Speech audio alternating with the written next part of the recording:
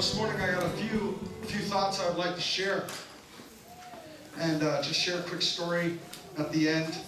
And it scared me. I understand. But have you ever heard something so ridiculous that you just couldn't believe what you're hearing? Just 5 of us. About 2 weeks ago, I heard the most ridiculous thing. And it has really not much to do with what I'm going to say, but I have to share it with you because it's been really bothering me.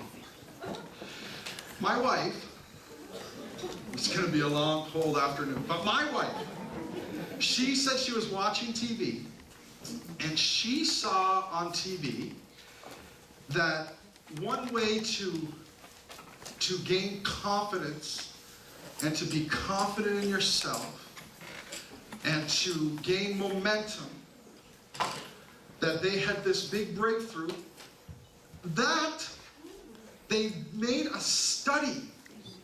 They spent money on this. And she was telling me this. You're not going to believe this. And she's like, this is what they've done, this study, and they spent all this money on it, and this is what they came up with. When you find yourself in a stressful situation, and you have to face something, this is their recommendation after their who knows how much money they spent. Could be millions of dollars. Here's their recommendation. Stand with your feet spread open, with your hands on your hips, if you can find them, your head back, turn your head to the side. This is the Superman pose. That's what they're recommending. That you stand, imagine your cape blowing in the wind, and you will fill with confidence. This is Penny explaining this to me. Just imagine. In this voice, you will fill with confidence. You will be able to face whatever is ahead of you. Imagine your cape in the wind. People spend money. Okay, I need a survey. I need to get this up. Who thinks this, by a show of hands, no cheering, who thinks this is the most ridiculous thing? Don't be shy. Who thinks this is the most ridiculous thing you've ever heard? Raise your hand. Oh, thank goodness. All right, now, Ray, put your hands down. Who thinks this could actually work? 5 people. No, don't tell me I didn't explain. Okay, I feel better now. I thought I was losing my mind. Can you imagine you're going into a perfect meeting, an important meeting, and you're like, your boss walks up, what are you doing? I'm just preparing myself, waiting for my cape to blow in the wind.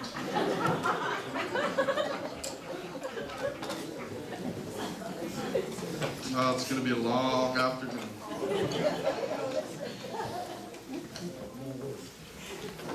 This morning, if I was going to put a title on what I'm going to say, I would title this, "The Cost Makes All the Difference." The cost makes all the difference. How many people like to buy new things? Listen, I have to admit, I'm a sucker for new things. And when something new comes out that I have, I can hardly wait till I can get the new one. I know it's not a good thing, but I have this gigantic iPhone 6 Plus, and if they come out with iPhone 6 Plus extra large, and it's like this big, I'm sure I'm going to get it. Because I don't know what it is. But a lot of times we determine the value of things by what we pay for them. How many have raised kids, and when they were growing up, you made them buy their own things so that they would appreciate it? A lot of parents do that. You know, my daughter had an iPad, and or my son wanted an iPad, and so his sister had won an iPad in Bible quizzing, and so my son Noah's like, I want an iPad, and I'm like, no problem, you can have one. He's like, good, let's go to the store. I'm like, no, you should save, sell some of your stuff, and save up and buy it. And he's like, but I'm only 8. And I said, well, I'm only poor. So it's like, no problem. So you'll just save up for your own, And you know what? That's what he did. He went and he said, you know what? I don't use this Wii anymore. I don't use this anymore. And he said, can you help me put these online? And I put them online. He sold them all. And he went and bought himself an iPad. And you know what? He's had that iPad now for two plus years because he values it. Because to him, he paid a huge price for it. You know, for him, like $300 was like a lot of money. It's a lot of money for me too, but anyways, that's another story. But sometimes the price that is paid for something will determine what the value is. And you know, if you find something valuable, that's neat, but not very often does that happen. Often you've got to pay a big price for something that is valuable.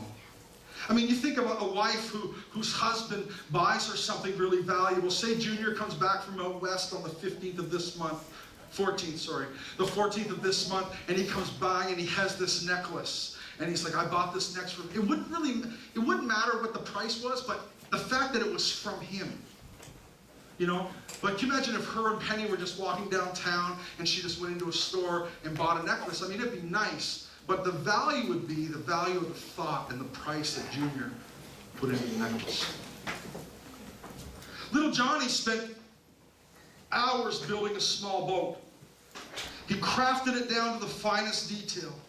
And then he carried his new boat to the edge of the river. And he put the boat in the river. And he was standing there watching his boat that he's put hours and hours and hours into crafting and building. And he was watching it float around. And then the current picked up and the boat just sailed away. And Johnny was running down the side of the bank trying to catch up so he could catch the boat. But he ran and he ran until the boat was out of sight. And then a few days later, Johnny was walking downtown. He's just about 10 years old and he's walking downtown and he looks in the storefront and there is his boat. His boat that he built, his boat that he chased down the river, the boat that he had dedicated all this time for, there it was just sitting in the window. And so he goes into the store and he says to the guy behind the counter, that's my boat. I built that. I want my boat. He said, listen, son, somebody else brought that boat here. If you want it, you have to buy it. So Johnny runs home. He runs home. And he starts to collect all of his money. And he takes his money out of his piggy bank and he counts it up until he has just the right amount. And he brings it back to the store. He says, sir, here's the money for the boat. And as he left the store, as you can imagine, this 10-year-old boy, as he left the store, he says to the boat, now you're twice mine. First I made you. Then I bought it. See, the thing about Easter that's different is the cost. It's the cost.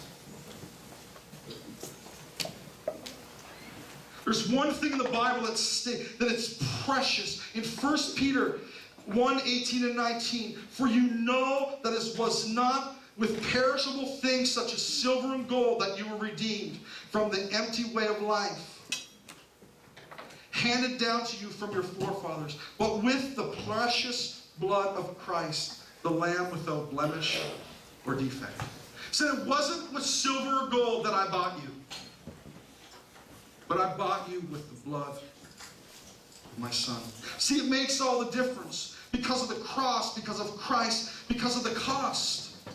The price was death. God determined that you and I were worth the price of His one and His only Son. The Son that was spotless, had no sin, unblemished, a perfect Lamb. He took the penalty of my and your sin. See, the cost to bring us Easter was huge. What's the biggest number that you know? You know, you hear kids, they'll say, you know, I have trillion, billion, and they'll make up this. The largest number that I know of is, and this is a little fact for you to take home today, is a Google. Did you guys know that Google was a number? Who knew that? Tell me your... 5 people. Awesome. That's good. Whatever the number that you would use to describe something, you know when you talk to a kid, you say, well, I would buy that, but my son one time was talking to me, and I was talking about our house, and he's like, man, this must have cost like $600. You know, because they don't know the price or the cost of money. No matter what name or number you would put on the cost of Easter, enormous, gigantic, mammoth, astronomical. But it cost the blood of God's only Son. Think about it for a moment. Would you let your husband, your wife, your child go through what Jesus went through? But that's what God did for us by giving us Jesus. In the Old Testament, animals were sacrificed for the penalty of sin. A sacrifice had to be made. If you go to Exodus chapter 12, 1 to 13, they would sacrifice for sin. And it cost them their very best, the strongest, the best lamb. It cost them their present security. I mean, how would they make it with one less lamb to eat for food? And it cost them their future. How would they make it with one last lamb to produce more lambs? It cost them their present, their best, and their future. When the Old Testament people sacrificed animals to God, it cost them something. It cost them their best. But what we need to understand, that in the Old Testament they sacrificed animals. When Jesus died on the cross, he was the perfect sacrifice for me and you. He was God's first son, his very best son, his only son. Because of you, the object of love, we are so precious to God that he had to pay for your and my freedom. Freedom from wrath. He paid with something lasting and secure. The blood of his son, whose donor was perfect.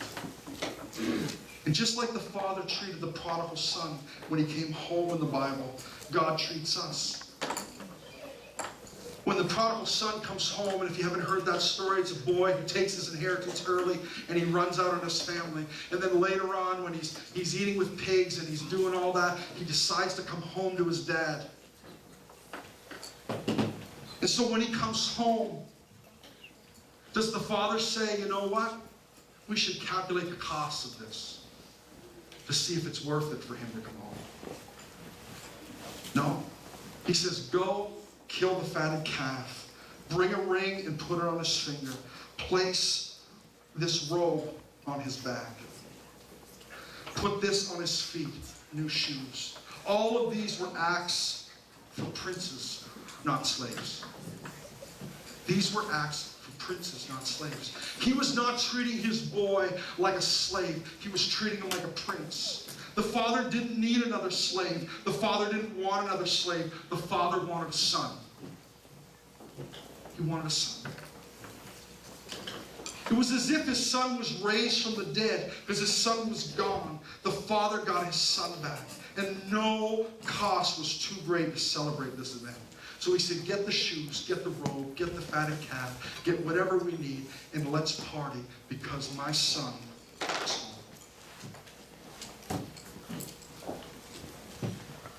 Have you ever been celebrated over?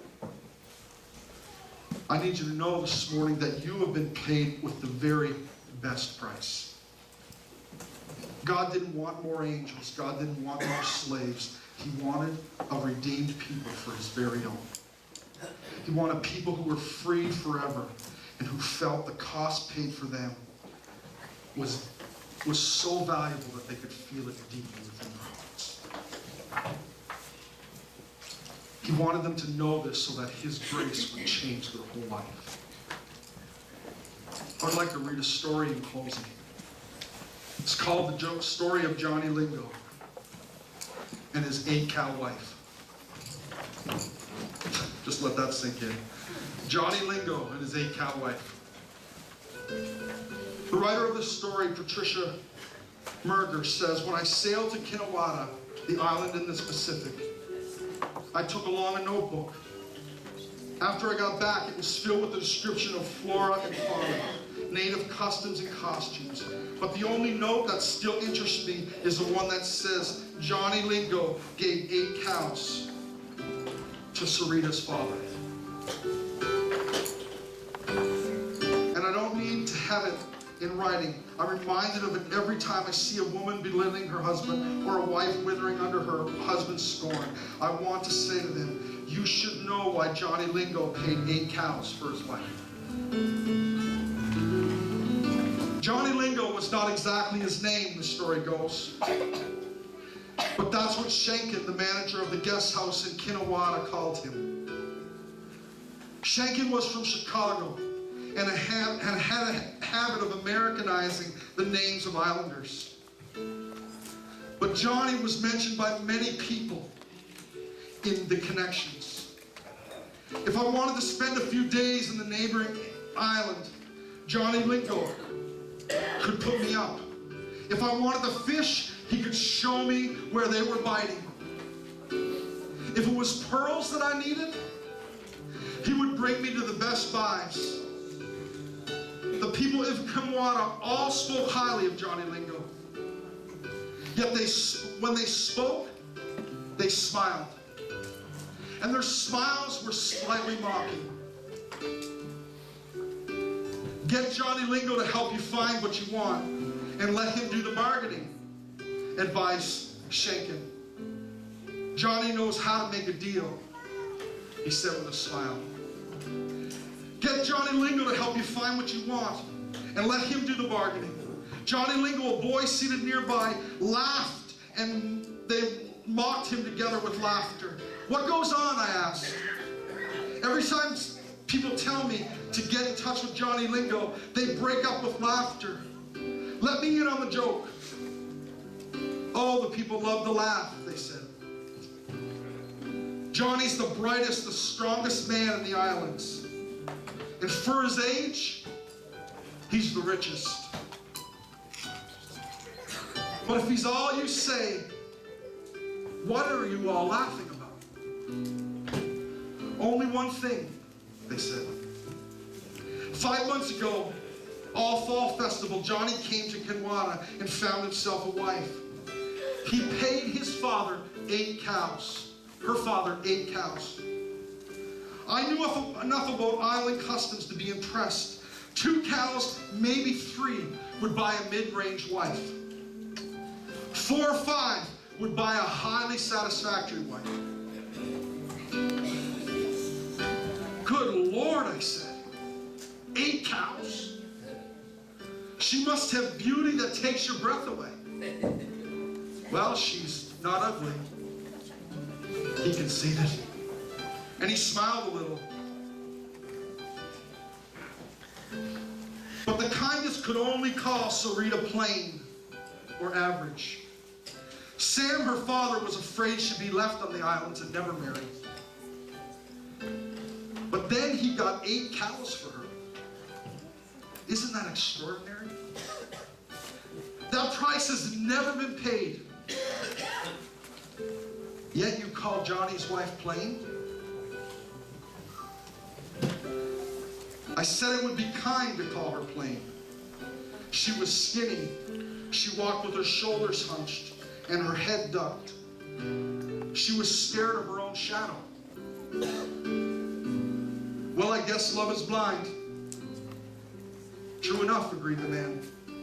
And that's why the villagers laughed when they talked about Johnny Lingo. They get special satisfaction from the fact that the sharpest trader in the islands traded 8 cows for an average-looking wife. But how did this happen? No one knows and everyone wonders. All the cousins were urging Sam to ask for 3 cows and hold out for 2 until he was sure Johnny'd pay only 1. Then Johnny came to Sam and the father said, "Father of Sarita, I offer you 8 cows for your daughter." 8 cows, I murmured. I'd like to meet this Johnny Lingo. I wanted fish, I wanted pearls. So the next afternoon I beached my boat on the island, and I noticed as I asked directions to Johnny's house that his name brought no sly smile to the lips of the fellow islanders. And when I met the slim, serious man, when he welcomed me with grace to his home, I was glad that from his own people he had respect and not mockery. We sat in his house and we talked.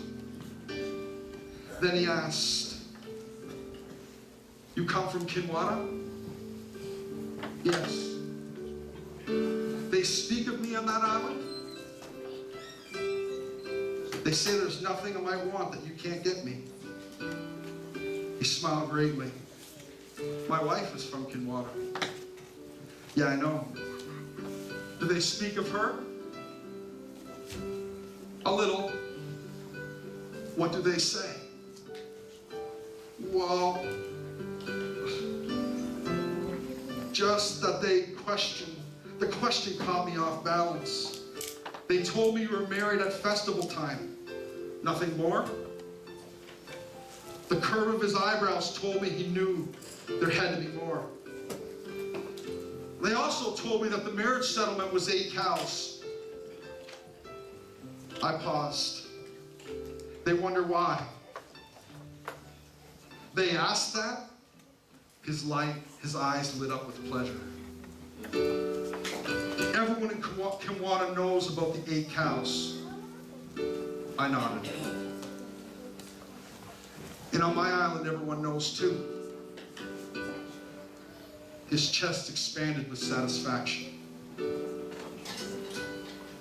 "Always and forever, when they speak of marriage settlements, it will be remembered that Johnny Lingo paid 8 cows for Sarita."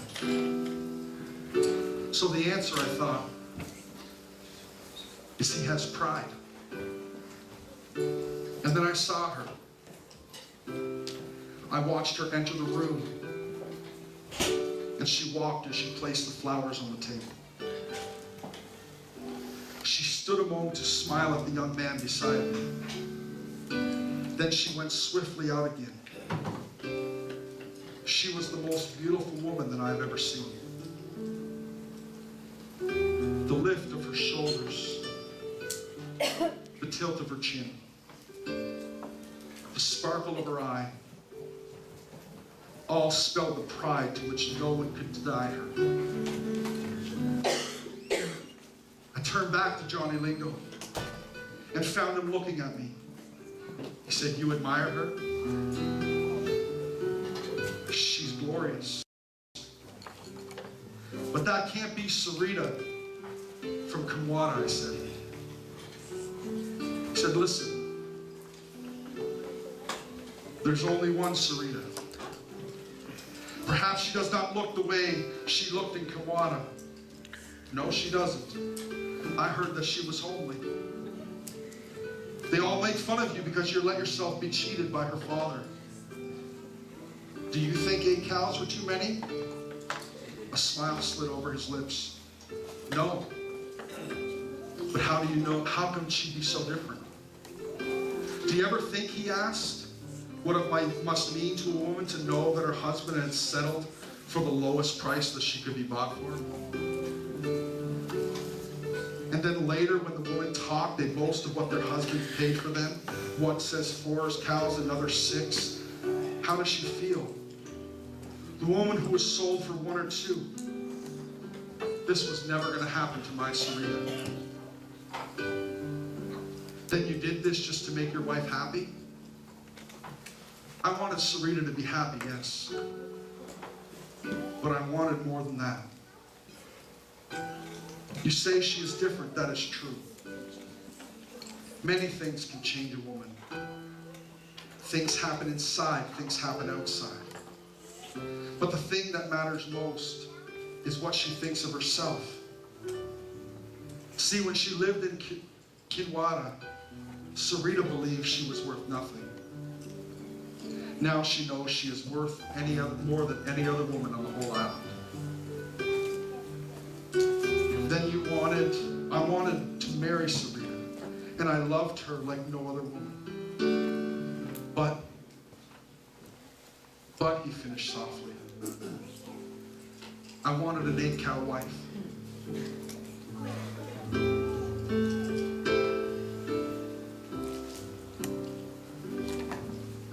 this room, you need to know that God paid the highest price for you.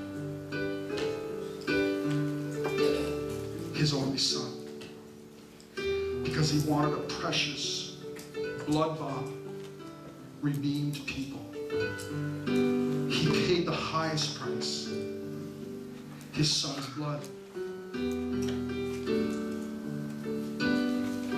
Think about it for a moment. Think about the price that he paid for you.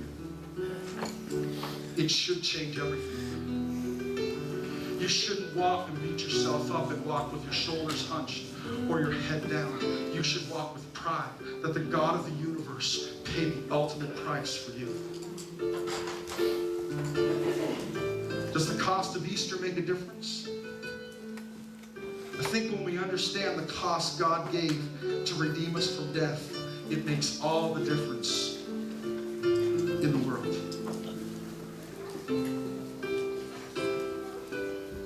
If you're here this morning and you have never given your life to Jesus, you said, John Troy, I don't mind coming to church, but I've never given my life to Him. I've never said, forgive me of my sins, and I will follow you, believe in my heart, confess with my mouth. I want you to know that if you've been here 1 time, 0 times, or 100 times, He loves us all the same, and He paid the same price for me as He paid for you. So if you're here this morning and say, Troy, I've never made a decision to give my life to Jesus, to ask for forgiveness, and to confess my sins, I encourage you to do that today. I encourage you to do your best to follow Him. But to understand that there's nothing that you can do to earn salvation. It's everything about what He did for us on a cross. And on the 3rd day, He rose again. In closing this morning, I asked Julian to lead us in a song, the newest New Brunswick resident. We're not sure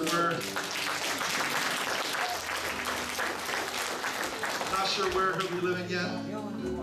But if you're here and you say, Troy, I really would like to be washed in the blood of Jesus and to be part of His family, I would really encourage you to talk to someone today.